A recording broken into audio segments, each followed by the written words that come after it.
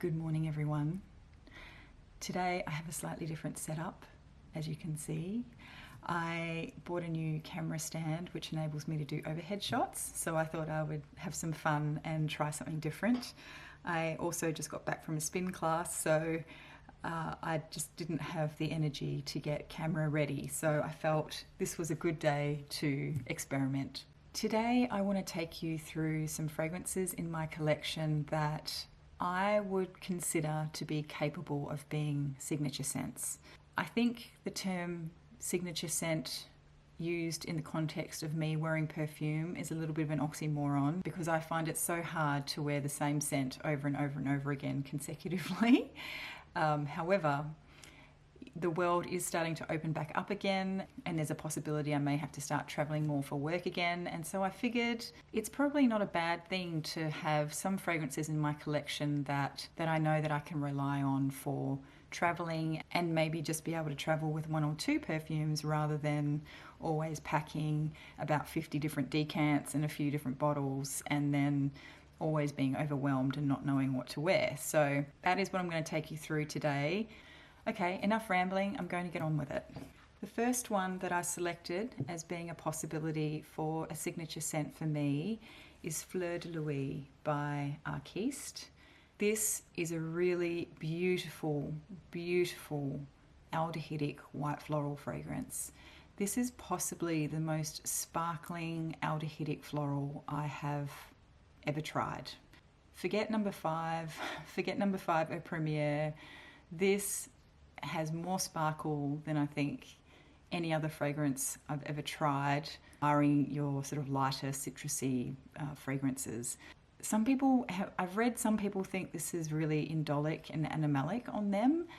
For me, that is not the case at all. I find this to be very crisp, very clean, and just absolutely stunning. It has jasmine and orange flower and iris, and there's also quite a bit of cedar in this, so it's got a woody element too, which I think helps to give it that real crispness.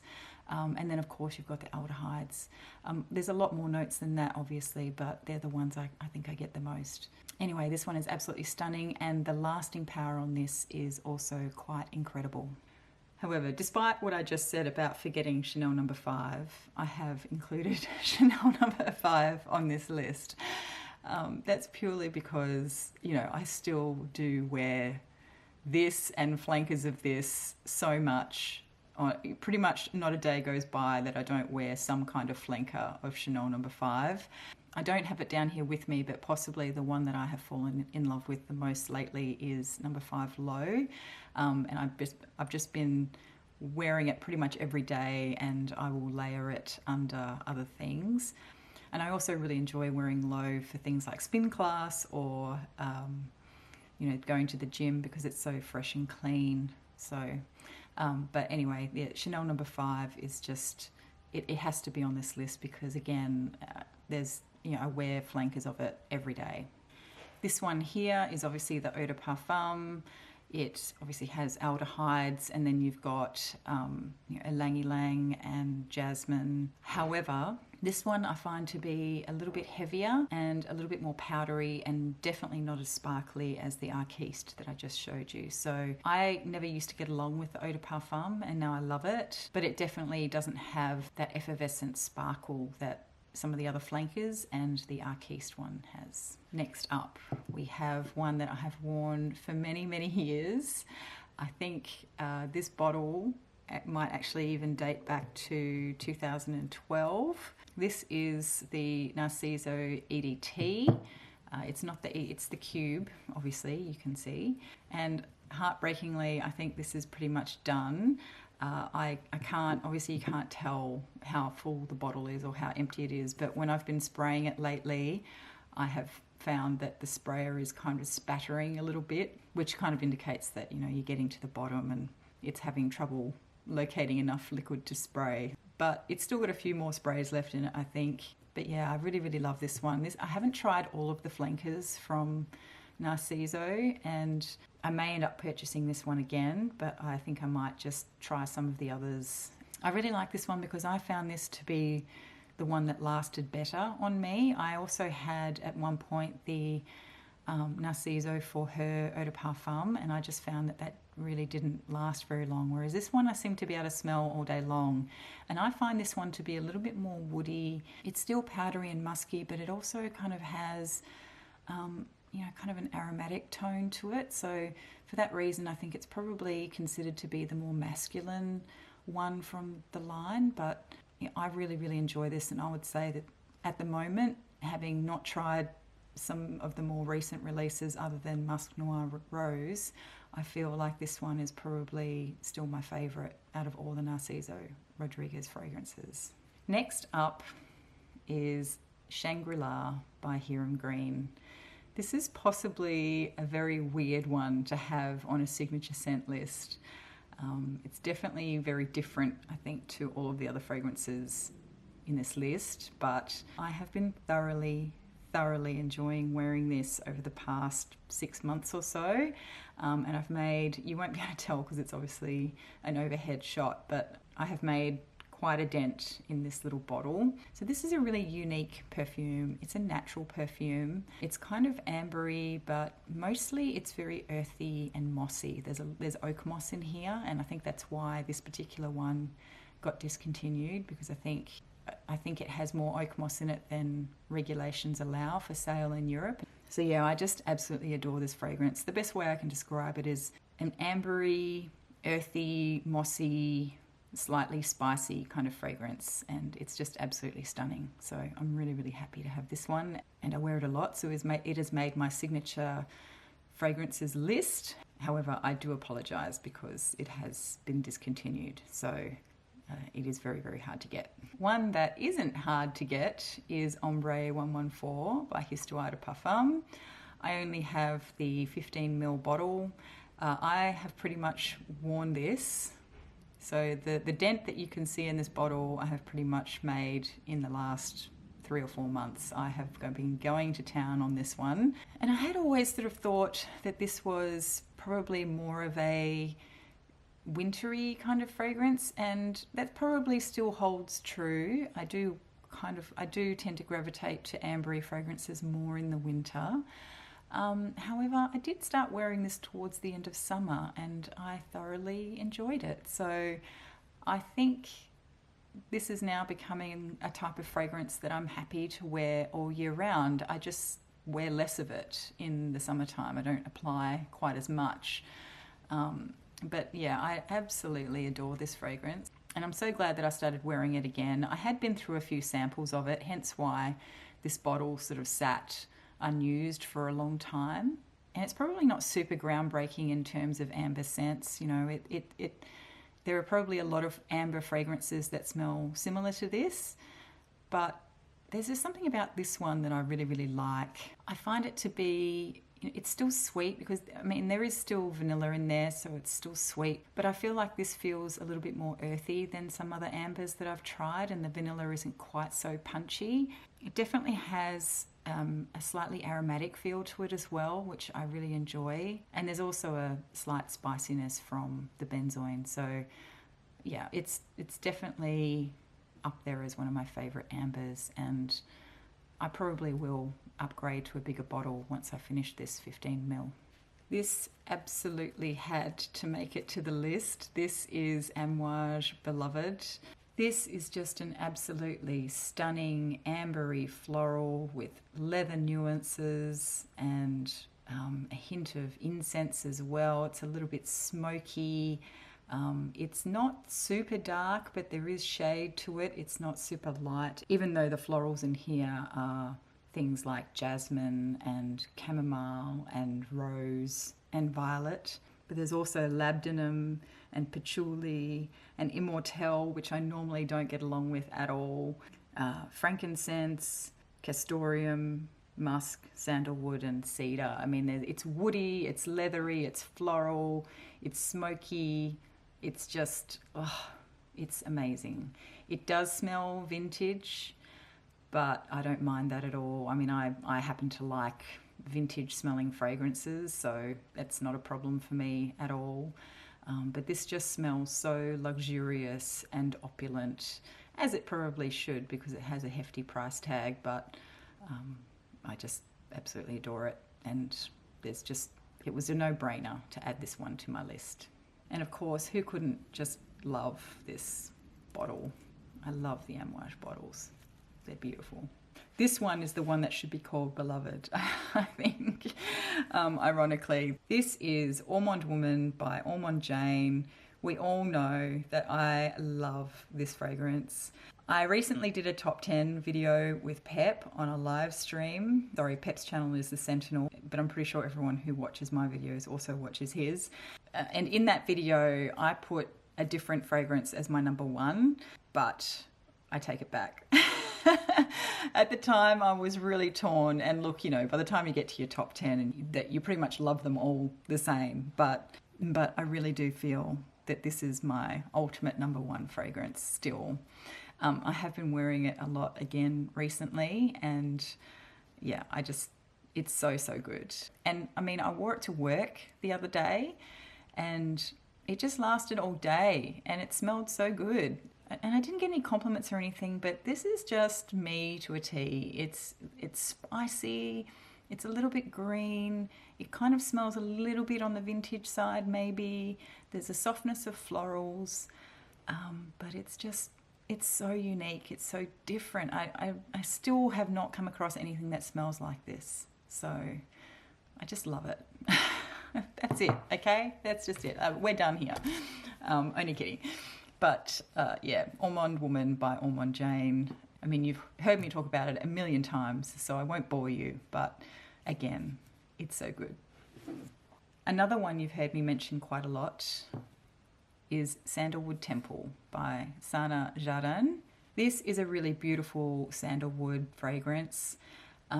It does have cedar in it as well, and there's also something slightly smoky that I get from this, and I also get something slightly sweet.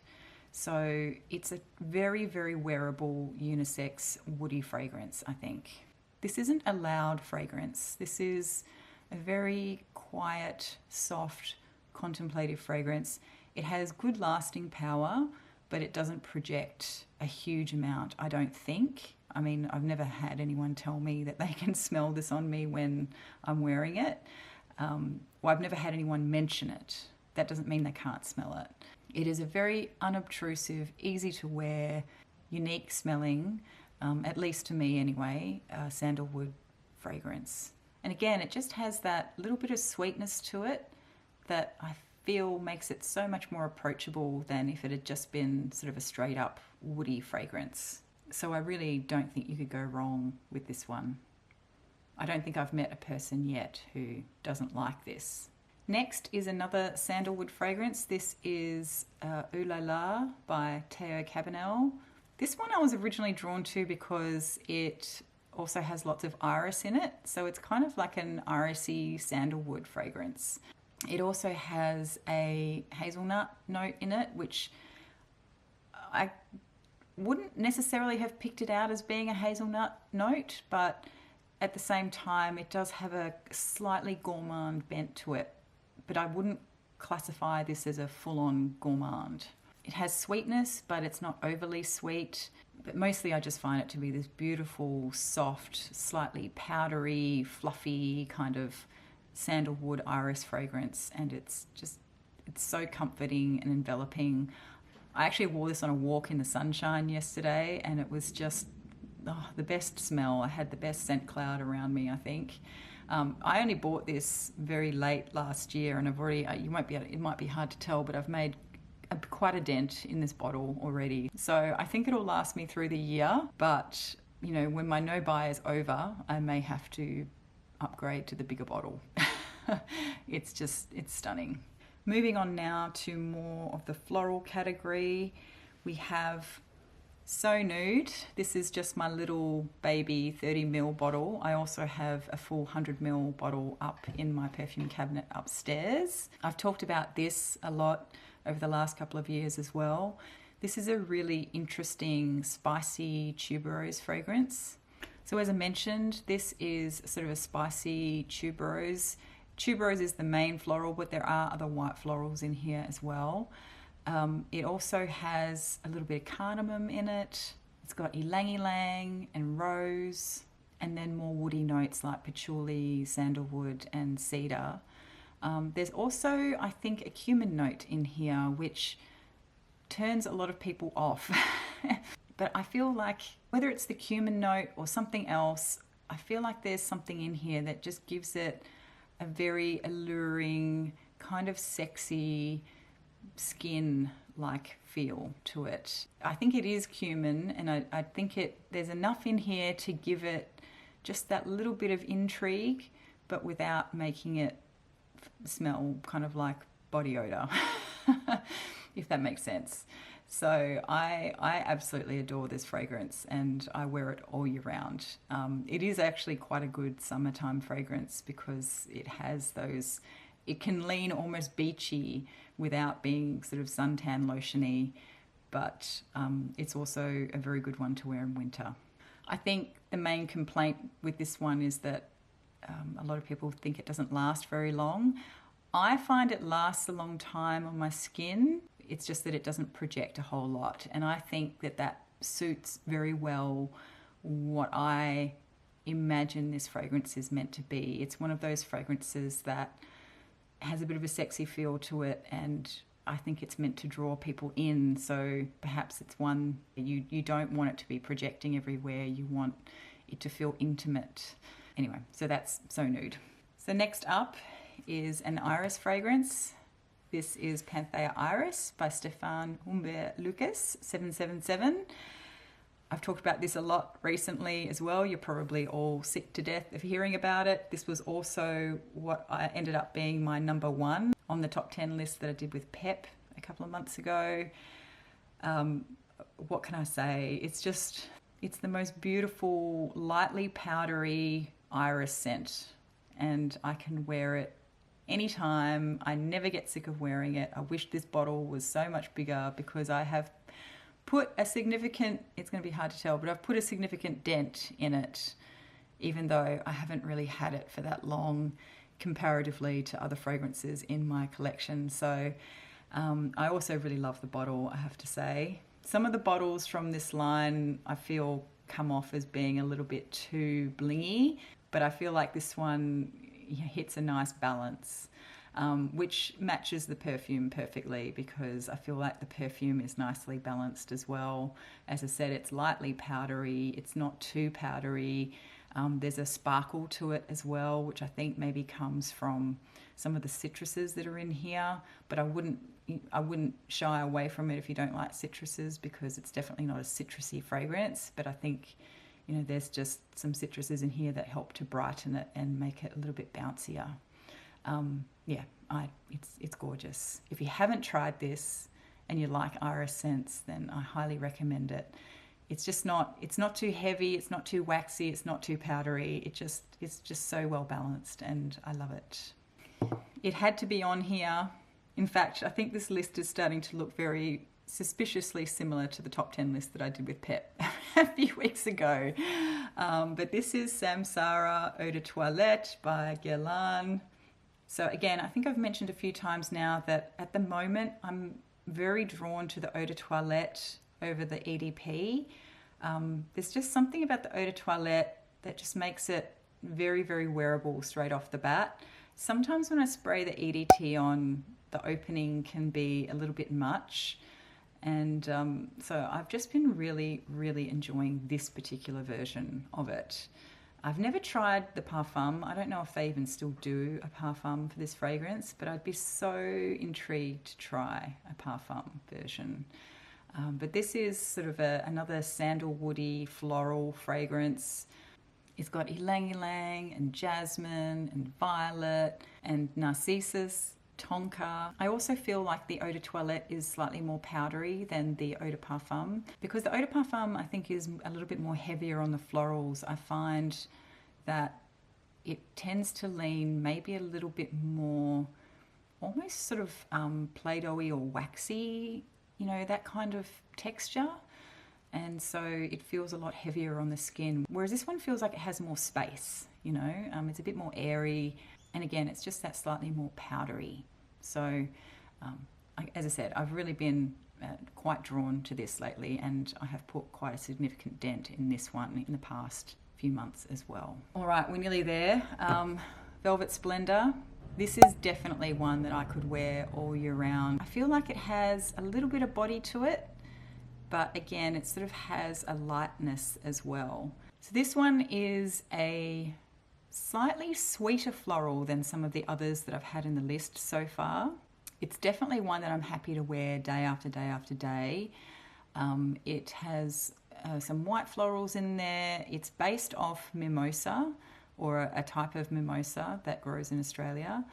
And I think the name is very apt. It does have a velvet sort of texture to it, if perfume can have a texture, which I think it does.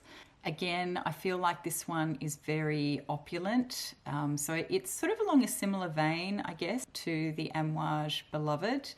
But the Amouage Beloved, I think, smells a little bit more old world, and it's definitely got a lot more going on, and it's a lot heavier and smokier. Whereas this doesn't have the smoky elements. It's like it has a lot of similar florals, but they're much brighter and airier and a little bit sweeter.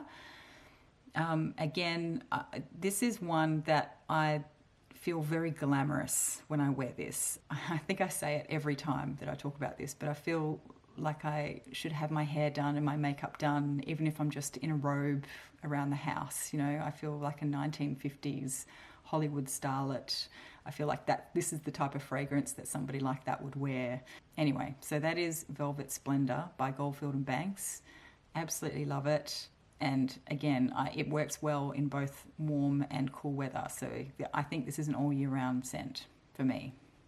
Next up, we have La Chasse aux Papillons by L'Artisan. Otherwise, I think the translation for that is Flight of the Butterflies, but don't quote me on that. This is just such a pretty light floral. This is such an easy wearing, breezy floral scent. It arguably has sort of a slightly shampoo-y kind of vibe to it as well. There's linden blossom in here, which gives it almost a citrusy feel, but with a more floral bent. It's definitely just a gorgeous soft floral fragrance. There's all sorts of florals in here. I couldn't even list them all off for you, but they're all the types of florals that are very pretty and airy and light and girly. What I like about this one though is that whilst it does have that innocence about it, it's very fresh, but it's not overly sweet. So that's what I think really drew me to this one, was the fact that it was a beautiful soft floral without being too sweet. Arguably, I probably wear this more in the warmer months, but this is at the moment up in my perfume cabinet upstairs, and I have been wearing it. I also like to layer this with the matching body lotion from L'Artisan, and that definitely gives a little bit more oomph to the fragrance. It is just so pretty, and on a summery day, whether it's in winter or spring or summer, it is just perfect. And I feel like this is a really great one for the office because it's very inoffensive, it's not in your face, and it's kind of palatable for everyone, even for people who maybe don't like perfumes that much, because it smells just really clean. It smells like you've used a really beautiful soap or a really nice shampoo. I personally think this one is also a really romantic kind of scent. And I always seem to picture a young woman wearing a really beautiful, flowy, floral dress walking through a meadow or something. It's exactly the picture that I get when I smell this fragrance. Okay, last, I want to include these two. Arguably, I haven't worn these very much this year. I think I've worn Rose Barbare maybe once or twice, and same for Tonka Imperial, if that. But these are two fragrances that I definitely would consider to be signature worthy in my collection. And I don't wear them that much just because these are kind of like my special fragrances, that because they're so hard for me to get, you know, they wouldn't be easy for me to replace if I wanted to try and replace them, particularly now that Guerlain has changed all the packaging and the bottles are bigger and they're more expensive. So I'm kind of savouring these, but I feel like these could very well be signature scents for me. I would happily wear these day in, day out. So Rose Barbare is a really beautiful aldehydic rose. It also has a honey note in it, and it's a little bit aromatic, and then it's also quite woody as well. So originally when I first tried this, I wasn't a huge fan, but I very quickly grew to love it. And it also has excellent staying power, so it's great for the office. It has moderate projection, I think, so other people around you will smell it, but I don't think it's invasive. Tonka Imperial is kind of a spicy tonka. It's not as spicy as, and we did have a phase where a lot of people were comparing this with Fève Délicieuse by Dior, but I mean, they are quite different. The Dior fragrance has a lot more heavier spices, I think. This one is much more delicate and I think a lot more elegant than Fève Délicieuse. I love Fève Délicieuse too, and I do also own that one. But this one to me is more dressed up and formal than Fève Délicieuse. Again, it has spicy elements to it, but it's not super spicy. The star of the show really is the tonka. It's lightly powdery, it's a little bit sweet. And what I like about this one is that I really get that sort of bitter almond note from it. I really, really enjoy this one. I think it's absolutely beautiful. I do have another version of this bottle which has the, the puffer atomizer, which I hate, but I haven't been willing to part with it yet because I may still resort back to using the other one when this one is used up. So that's those two. Again, if I could afford to wear them more, I would. I definitely feel like they're signature worthy, and I don't think that many other people wear these either. So I do feel like if I was to wear these regularly, these two could possibly become known for smelling like me, which I guess is the whole point of a signature fragrance, is that people recognize it as being your fragrance, or they think of you when they smell it. So yeah, anyway, so that's those two. So there you have it.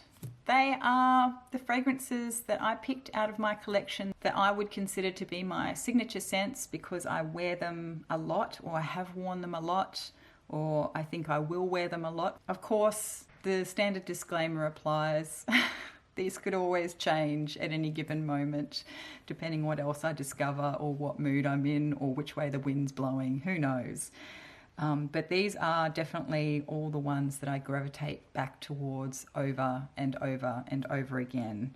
And I'm pretty sure most of you would be sick of hearing about a lot of these by now because I do talk about them a lot. So I'm curious to know what you would consider to be your signature scents in your collection. Again, I don't think I really have a signature scent because despite the fact that I feel like I could just rely on wearing these, the reality is I won't rely on wearing just these. I have so many fragrances that I do have obviously the luxury of wearing other perfumes and mixing it up from day to day. But I am curious to know what you would wear or what you would pick from your collection. So thanks for joining me. I hope you enjoyed that, and I will see you again next time. Bye.